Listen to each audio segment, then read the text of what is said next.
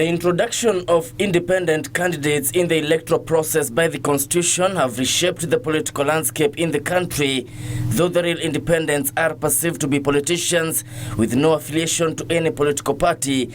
The defection of Jubilee's incumbents who lost in last month's nominations to run as independent have redefined the political effect. President na deputy president katika hii nchi yetu wakijua ya kwamba tuko na wao na tutasimama na wao. Over 4,000 aspirants who lost in the Jubilee nominations have now joined together to form an alliance that will mobilize support for President Uhuru Kenyatta's re-election, even as they contest Jubilee candidates of respective positions. The Alliance of Independent Candidates chairperson Governor William Kabogo admits the return of losers of Jubilee nominations will rekindle the competition spirits in the forthcoming general elections and thereby raise voter turnout in Jubilee's stronghold. When Wanjiko put it there, that you can become an independent candidate, is because they had foreseen the circumstances that we find ourselves in. And also they had also foreseen that you don't need to be in a party to become a leader. These elections will teach Kenyans one thing, that you may not need to go and waste your resources in a party. If I was not going to be on the ballot, my immediate family, my extended family, those who truly believe that I should have been on the ballot, my staunch followers who it's Kabogo or nothing, you know they're there, they would not have seen any need to go to the ballot. But as they come to vote for me, they will vote for HE, the president. So turnout should be better.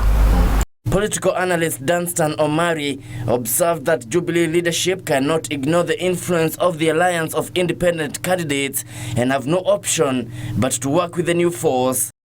The Mount Kenya region of the losers have formed a very big moribund organization called the Coalition of Independent Candidates who support President Uhuru Kenyatta.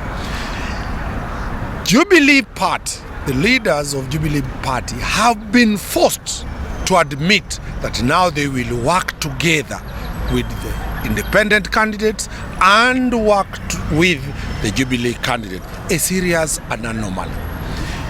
The president cannot purport to be a Jubilee president and he works with people who are not in his party, but the reality has put him where he is now, that the people who are in the independent candidates, if they are mistreated, these are the people who have resources, billionaires. Will they support NASA? Will they fund their money to NASA? That is the fear that has made William Ruto and Uhuru Kenyatta to accept these people and say, brothers and sisters, you campaign, we will support you. No one is going to ignore us. No. How do you ignore people who have votes? Assume that I have 100 people, who are staunch followers of Kabogo, and they must be with Kabogo if he's in the ballot. And if he's not, they will not be. Just 100. And we are 3,000. How many votes are this? 300,000 votes. Not because they are from regions that are predominantly are for voting for the president. These are family, these are key people who are feeling pain because you are not on the ballot for one reason or the other. So they will tag along with you, going to the ballot or not going to the ballot. Assuming that out of the 4,800 independents, half are in support of Uhuru, that makes 2,400 candidates. Now assume each candidate conservatively influences 20 family members directly, that would be 48,000 votes. And when you consider that the 50% plus one threshold was crossed in 2013 with mere 8,600 odd votes, the value of alliance of independent candidates comes to life. Jubilee has realized that the people who won the tickets are weaklings. They are going to be overrun by the independents.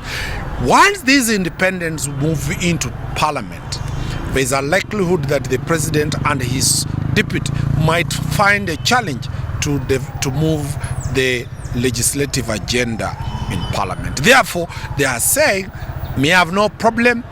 Come, whoever comes, we'll work together. This, in my own view, is the death of parties in this nation. The president will be forced to campaign, and we will be seeing who will he endorse in Kiambu. Is it Governor Kabogo? Is it Wachira? Is he going to be aloof and say, I have come as the president asking my votes? Kenyans in Kiambu, vote for who you want to do. This is a new shift. If there is a share, say, of a pie, and you have participated to get the pie on the table, why wouldn't you ask for a share? Should be, isn't it? Not only in terms of what did you get as a person, what did you bargain for your people? Do you have a bargaining power? Yes, you do. Numbers speak. While Jubilee's top leadership through Deputy President William Ruto has extended an olive branch to the independent candidates, opposition's leadership is campaigning against the independents. Wachira, Channel 1 News.